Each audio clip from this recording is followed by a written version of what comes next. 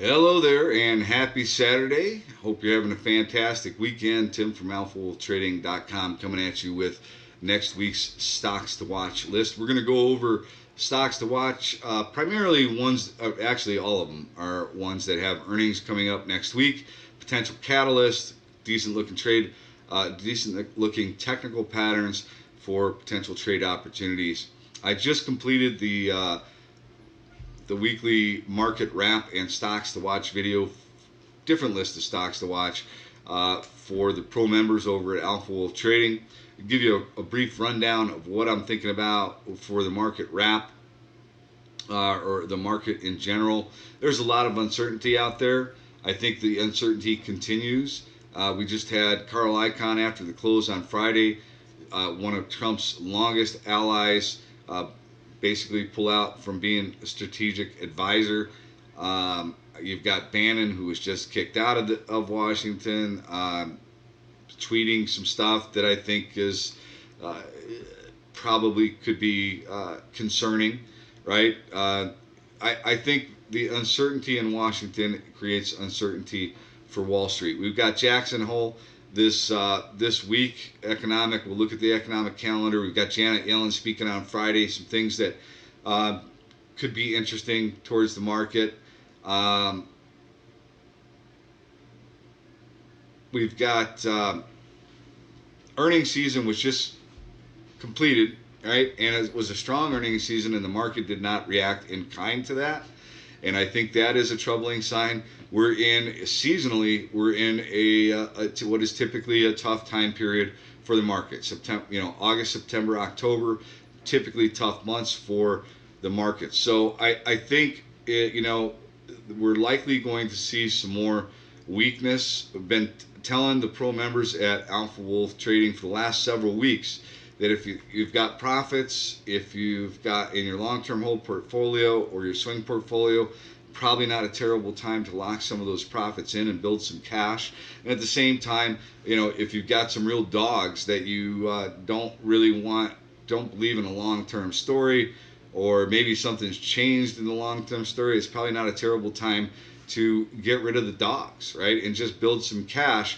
Because if we do get any kind of significant pullback in the markets, you're going to have good stocks, good companies that are going to go on sale, and you need to have some powder dry to be able to take advantage of those opportunities. Utilities, like utilities, they're showing a little bit of strength. The sector itself, the XLU, picked up a utility last week, I think Wednesday or Thursday. I already sold half of it on Friday because I put a trade plan out for the pro members and sold half of it on Friday because we had a nice little spike. And I think there's probably still opportunity in that space. It's a defensive space and worth keeping an eye on. So keep an eye on some utilities.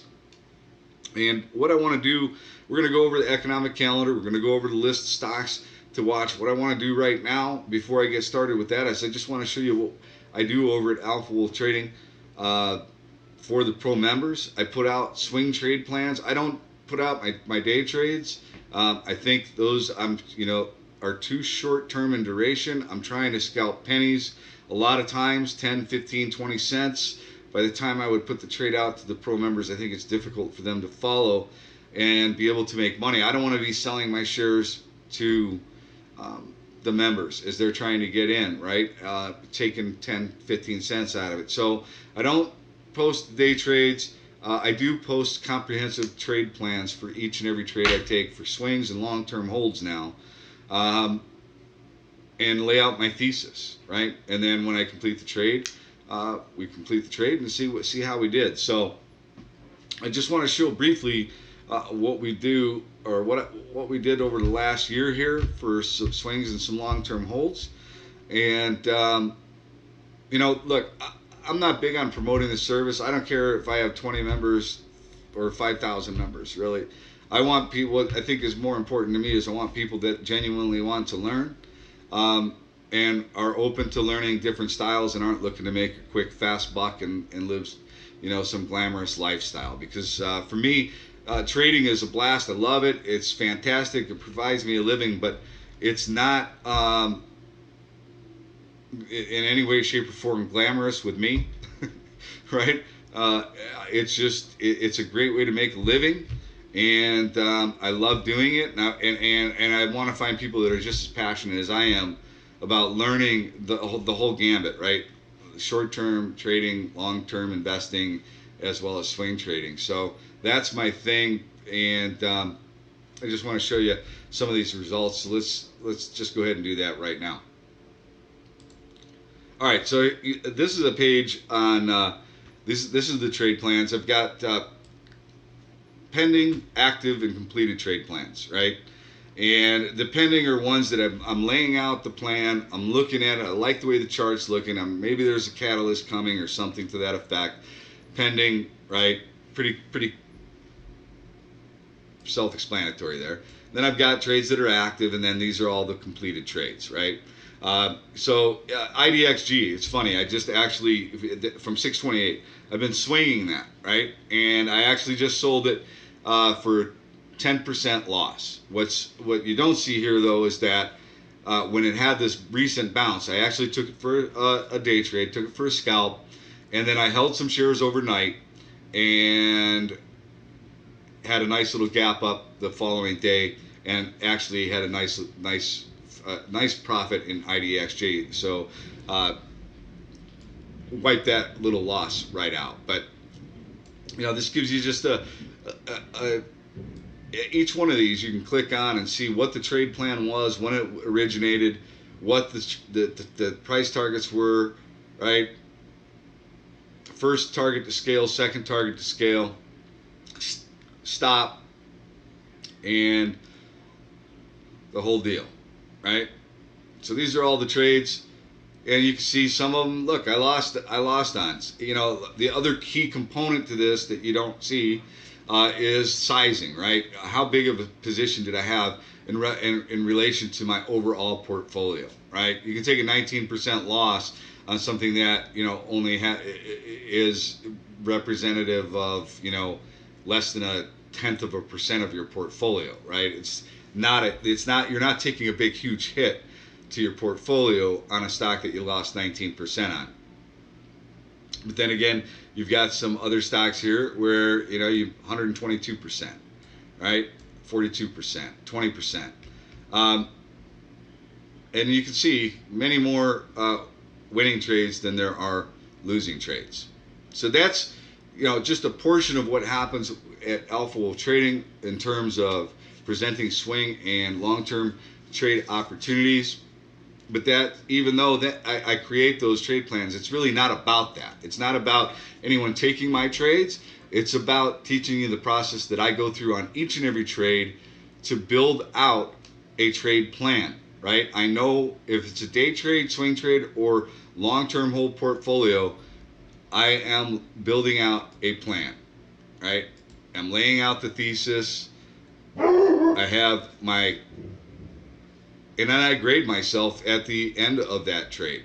Okay, so this is a trade that I took, gave myself a D on it because I managed the trade poorly. Could have sold it at the first target because I actually hit my first target and I didn't sell it. And then we were heading into earnings, and I managed this trade poorly. So I still made an itty bitty amount of money on it, but I managed the trade poorly. And then I lay out the whole thesis for the trade, and right now I can't see why. Oh, here's the summary right here. All right, like to get this close to the $9 entry as possible. Getting a little action today after recent pullback. Upgrade with the $14 price target. Speculation that they have already received a $12 offer for a buyout. Thicker stock, more of a long-term holder swing. Blah blah blah. So I just wanted to give you an understanding of what we do. There's 10 hours of educational programming. There is chat room. There's pre-market prep videos for the pro members. There's market wrap videos for the pro members. A lot going on there. And that's it. All right. Enough talking about that stuff. Let's get into what we're going to be looking at. So first, let's take a look at the economic calendar. Economic calendar, like I said, we've got Jackson Hole. which is going to be interesting. We'll have all kinds of people speaking on the overall economy. You know, those 2 days, Thursday and Friday, we could see some action. Then you got Janet Yellen at 10 a.m. We've got existing home sales, new home sales, Richmond Manufacturing Index, right? We've got, hold on a second, why is this, okay. Petroleum status report, new home sales. So we have some stuff going on next week that could impact the markets from an economic data standpoint. Jobless claims, PMI composite flash, and then I think Jackson Hole, I think, could be really interesting. Hearing what people have to say, you know, they're going to be asked about the administration, uncertainty, and all this other stuff. So we'll see how that all plays out. Now, let's take a look at the earnings that are coming up for next week, and I just want to show. Each week I go through this earnings list and I mark the ones that I'm interested in black box. I'm interested just to see how they may impact the overall sector, or I'm interested in to see how their earnings look and how the stock reacts afterwards. I'm not necessarily looking to play them. And then the ones in the green boxes are the ones that I think have interesting technical setups and could create a trading opportunity next week, right? Either heading into the earnings or after the earnings, but these have interesting setups for potential trade opportunities next week. All right, so we're going to just head right into it and take a look at those names. And we're going to start out with this VNET, which actually I need to pull that list back up so I can make sure I have it accurate as to what they're reporting. I think they are Monday after the close. No, they're actually Tuesday after the close on VNET. So, you know, this stock has been in a downtrend. The dominant trend is down for quite a while. Had a little bit of a bounce on Friday on decent volume, 844,000 shares traded hands, right into the 50-day moving average and pulled back, potentially a $5 test and roll. You know, so maybe you get a red to green move. This would be more of a day trade opportunity prior to earnings Tuesday after the close. You get some kind of a red to green. Maybe you get a pullback to 450 or so and then a bounce. Take out, retest that 50-day, maybe even take it out, get a 5 test heading into earnings. And then you get out of it until after earnings, right? If they wind up beating on earnings, they have broken this long-term trend line, then potentially you're looking at coming up and testing somewhere in that $5.70 range. So worth keeping an eye on it, looking more as a day trade opportunity, and then after earnings, maybe something more significant if they beat and raise, depending on how the stock reacts. BYSI. So this is a IPO, small float, 5.8 million shares in the float. Stochastics curling up. Now these guys have earnings on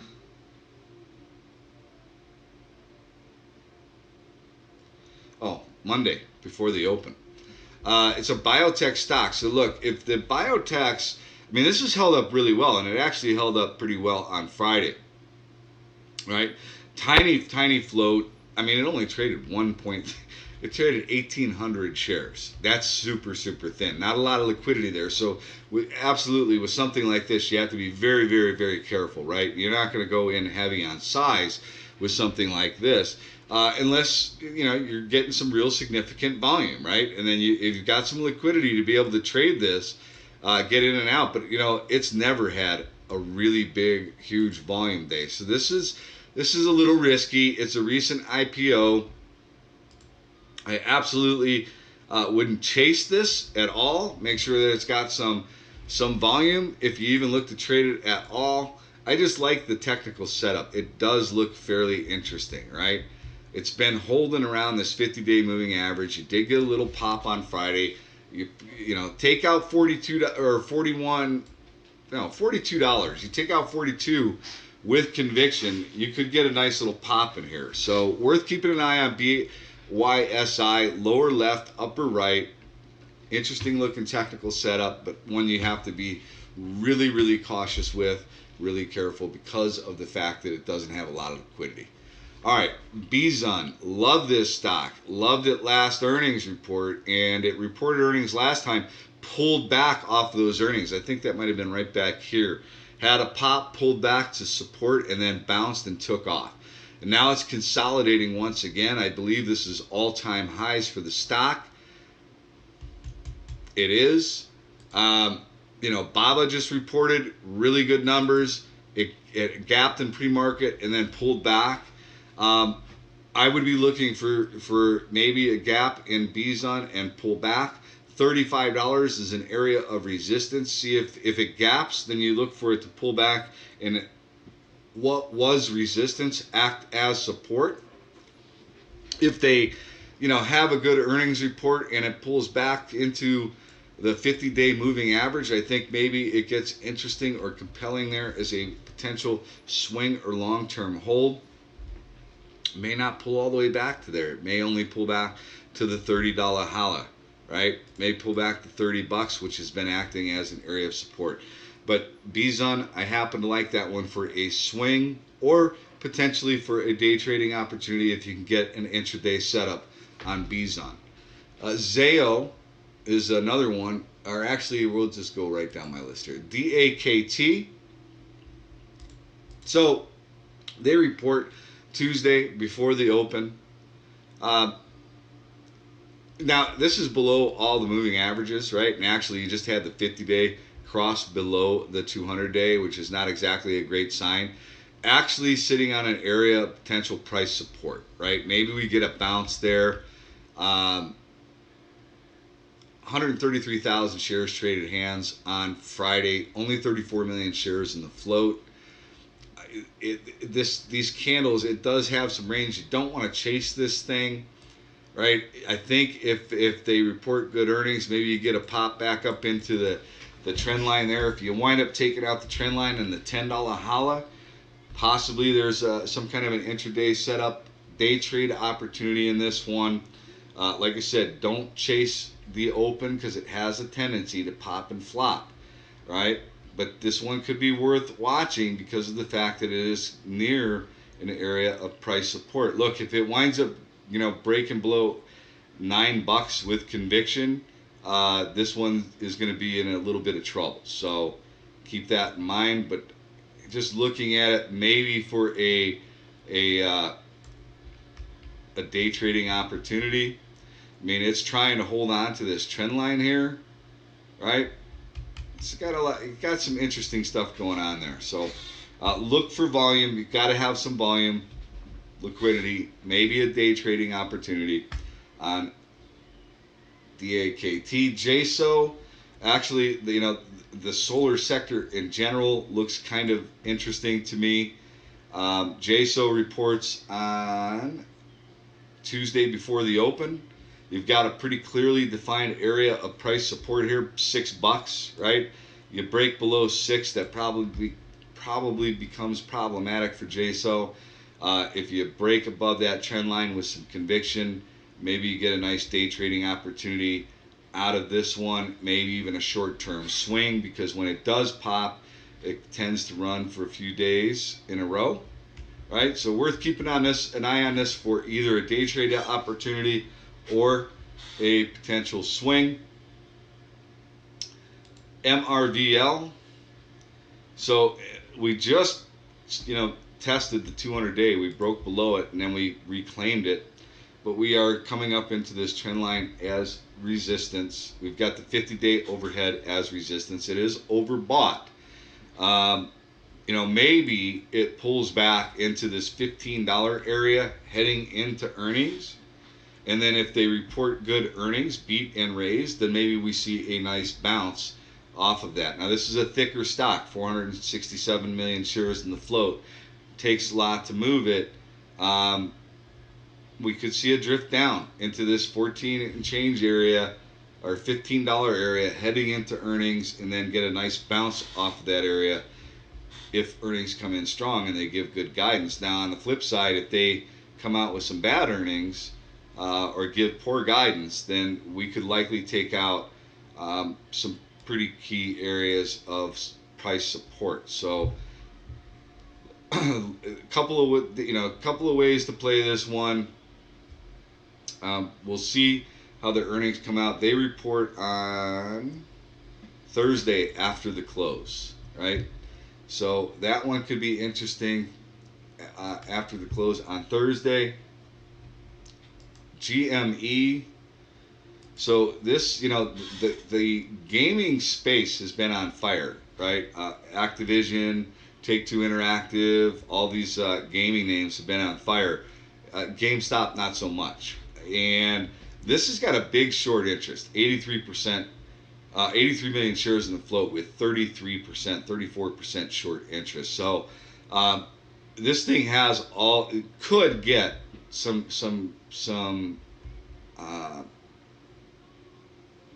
action, right? Because of how many shorts they have in the space. But this is probably a company that is with retail and brick and mortar locations. This is a company that is definitely struggling. So day trade only on this one. If they were to beat, surprise beat, give some good guidance, maybe you get a good trading opportunity out of this. I really wouldn't want to hold it as a long-term hold, or if I held anything for a swing, it would just be lottos on this one. But worth keeping an eye on that one just because of the big short interest. COTY, this has got a very hot look. This just broke up over, but so 343% short interest. I'm not even sure how that works, but and I don't, if that's accurate, that's pretty crazy. 14.7 million shares in the float. These guys report Tuesday before the open. What I like about it technically is it just had this huge run. It's pulled back on lower volume, right? You got good liquidity there. It traded 10.5 million shares on Friday, right? So kind of interesting what's going on with this one. It broke over the 200-day. You just had the 50-day cross above the 200-day. It's not overbought, right? So there's some stuff here that I think is really interesting. And, it did just basically almost fill that gap. But, if these guys report good earnings and good guidance or whatever, this thing could be a little ripper. And, potentially a good day trading opportunity on this one. So worth keeping an eye on it. Just make sure you've got some volume and liquidity to be able to get in and out. PSTG, Pure Storage, fairly recent IPO. Had a nice run. Last earnings actually were better than expected. It had a little pop, but it's recently pulled back below the 50-day. It actually kind of looks like a bear flag, right? So either looking like for a trend line break. Maybe it pulls back heading into earnings. Maybe it pulls back to the $12, right? $12 is potential support. That's where the 200-day moving average is. Maybe you take a little lotto, I don't know, heading into earnings to see if you get a bounce, right? If they report another good earnings report, maybe you get a springboard action off that 200-day. If you don't want to do that heading into earnings, then you just sit on the sidelines, see how they report, and then potentially look for an intraday setup the following day for a day trade opportunity. But it is an interesting look. 66 million shares in the float, 20% short interest. If it loses the 200-day, then maybe a short opportunity. ARAY. So I've been watching this one for a while. I'm looking at this on the weekly time frame, and I'm trying to identify an area of potential price support. And this $4 area is an interesting spot for potentially support on this name. If it winds up taking out 380, then I think you're maybe looking at a pullback into the, let's see where this, wait a minute, $3. All right, let me back this out a little bit further. But then you're messing with all-time lows on this one, right? Actually, if I'm looking at this, so 350 actually, right? This is a monthly time frame that we're looking at here.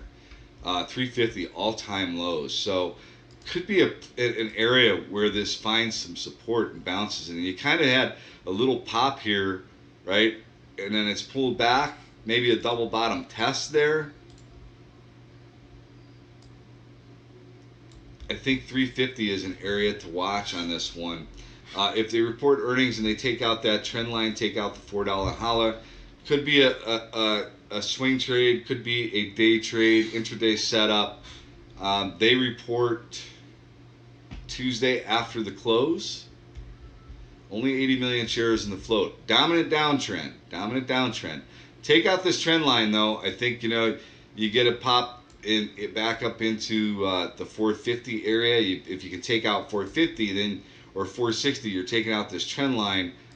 Then maybe you get a test back up into the $5 area. So worth keeping an eye on. ARAY, PINC. This is a small floater, 40 million shares in the float. Broke over the trend line, got over, was riding the 50-day moving average, has recently pulled back below that, pulling back to the 200-day and a potential area of price support. So that's kind of what I'm looking at on this one. They report Tuesday or Monday after the close, right? 40 million shares, 11% short interest, 489,000 shares traded on Friday. Potential bounce area off of this 200-day. I think it's worth keeping an eye on that one for a potential day trade opportunity. And the last one is ZAYO. ZAYO reports Monday after the close. And recently it just had a nice little spike pulling back to an area of potential price support. And if they report good earnings, this has got 182 million shares in the float. They report good earnings, maybe get a nice pop off of this area of support off the 50-day moving average. We are approaching oversold. Just got a price target of $37.60. I will say this though, it did break this longer term trend line here. So, basically I think it could come back up and test these highs somewhere around $35. And then likely you'd be looking at testing that high, the price resistance, and then you also would be coming back up into this trend line. That would act as resistance as well. All right, that's it. That's my list of stocks to watch for next week. Remember, I think the markets are guilty until proven innocent. Don't chase. Have a plan for each and every single trade. Know your risk reward. And good luck trading next week.